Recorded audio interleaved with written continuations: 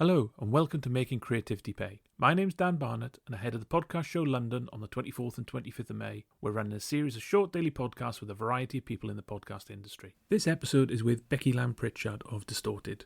We talk about Distorted's Synthetic Stories AI-created podcast, the future of video podcasts, and what Becky's looking forward to seeing at the podcast show.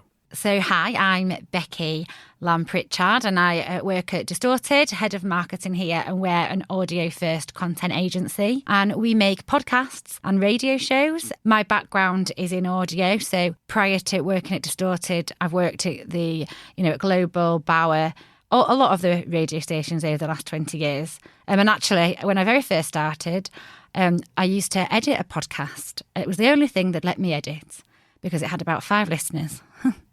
So things have changed a lot since then now, I think, with podcasts.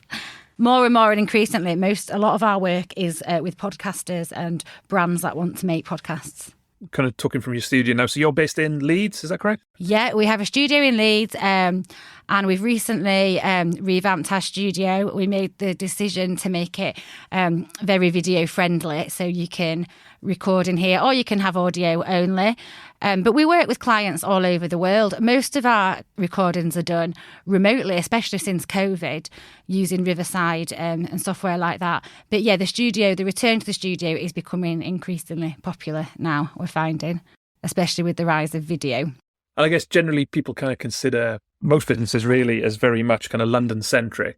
I mean, how do you find it, Leeds, Manchester and kind of, the north? Yeah, well, yeah, I see what you mean about it being London-centric. There's still a lot of podcasters and creators up here, but definitely in terms of the studio, there isn't as many in the north as what you get in London.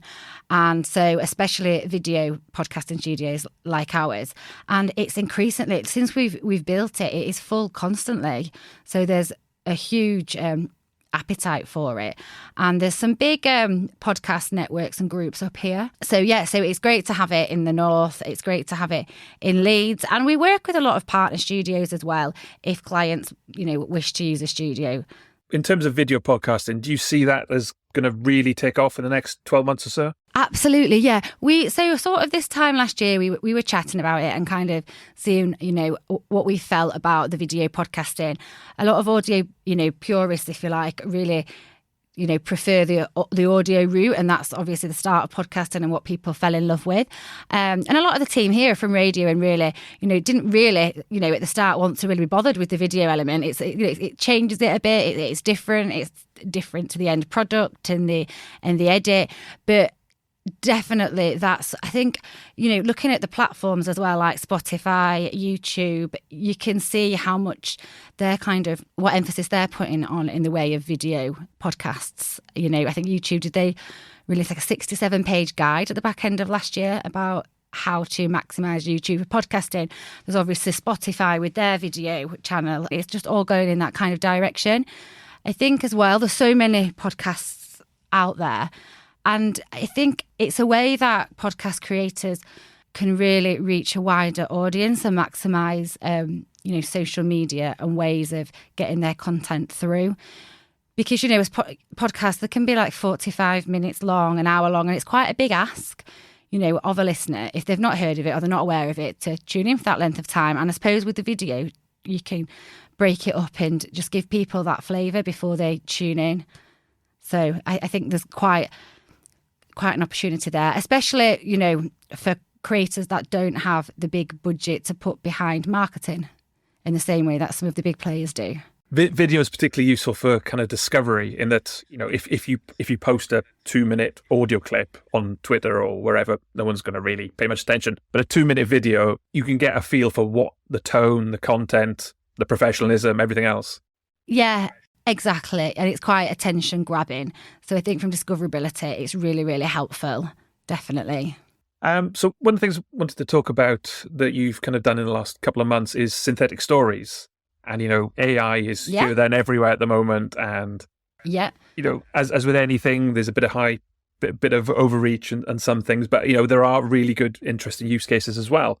I don't know if you wanted to kind of talk a little bit about synthetic stories, how it came about, Absolutely. Yeah. So synthetic stories came about from us literally sitting around the table and going, is AI going to take over our jobs? Do we all need to retrain? Are we going to find ourselves redundant to the robots? And then we were like, why don't we make some stuff and see? And it was an experiment really for us and for listeners to see, is it really good? Can it do our jobs? And can anyone tell, sort of thing? So we used a variety of programs to create the podcast.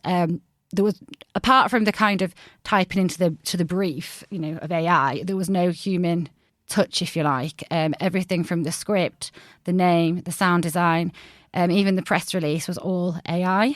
So so that's what the design, everything. We did everything. So we made it, or AI made it. We uploaded it, and then we. It got a lot of traction as a kind of piece of PR and a bit of a press sort of stunt, if you like. It's just people were just intrigued to see what it was like. So, we did that, and I've got quite a few thoughts on it. It was both terrifying, scary and brilliant. I think, in terms of, was it really, is it really good? Is it as good as a human? What we made was short stories. And to be fair, it was all right. It was quite good. But it lacked sort of depth. And I think in terms of podcasting, the beauty of podcasting is that human touch, isn't it? And that ability to go into a topic in depth and really bring the human experience to something. And I think AI, in terms of, the sort of script it came up with or the topic, it had its limitations. It sort of missed that human experience. We know AI can't really debate at the moment. This all might, change rapidly, but it did miss that kind of human touch. The sound design, though, we were kind of shocked and surprised and scared. That was brilliant. It's one thing kind of putting a prompt in and it's spitting out a load of text, and then you put that into a speech file, some kind of text-to-speech tool, and it kind of spits that out. But yes, but tying that in with the background music, was that just kind of, I want something some music that will fit up with this text, and it's as straightforward as that. Yeah. So we used Chat GPT for the kind of script, anything written really. We used that for press release, the script, title, and then we used Midjourney, 11 Labs, and SoundDraw. SoundDraw was for the sound design. So we just prompted it in terms of, this is what we want kind of lengthwise. It was, I think the first one, it was, like suspense, dramatic, dark, that kind of thing. You sort of gave it prompts, and then it gave you some music, which was quite good and quite scary at the speed it came back with that. People will always, working with people over robots, they're always going to bring their expertise and a different level. But in terms of that, if if you're working on a project and there isn't the budget to have composed music, do you know what I mean? It's like, well, actually, that's great. It's taking it to the next level. The same with a lot of things. And I think with, even with the script, it's almost like a great building block. If you were going to do that, say for yourself, if I was going to go, right, we gave it out, put it out there exactly as AI gave it to us. But, I think maybe using it as a sort of base tool, people could potentially use it in that way. I think that it's important to sort of use it as a creative aid and tool rather than the answer. With the right to strike in America, there's all sorts of worries about that some executive somewhere will put a prompt in, get a 10-page script, and then give that to a writer to kind of tweak. And, you kind of get rid of a lot of the steps. You probably make things that are worse overall, but you can pump out the volume. Yeah, exactly. You can do that. But I think overall, we've got to be careful because you are missing the steps, aren't you? So it's all good and well sort of now using that. But then young talent coming through, how are they going to learn? And then how are they going to know what's the difference between a good script or a bad script if they've not done it themselves? Yeah, so it is tricky. Yeah, so the synthetic stories was literally an experiment and a bit of fun because we were just sort of sat there. How good is it?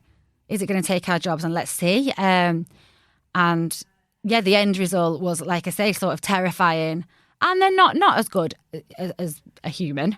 But that's now. And you go, right, okay. At the minute, definitely worth remembering. It's a creative aid and a tool rather than the answer. Yeah.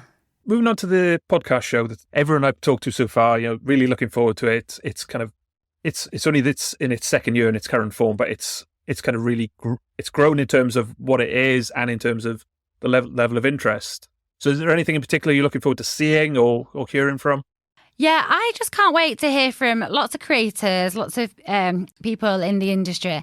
And I'm really interested to see how people are moving towards commercializing podcasts, because there's a lot of brands that want to work with podcasts. There's a lot of podcasts being made, but it's a little bit like the Wild West. How what are the benchmarks for this makes a good podcast, or this is what a brand should expect, and just that general feeling of how brands and content creators are going to work together. Because at the moment, what is good? Like, there's various different metrics, because obviously the engagement you get from a podcast is incredible.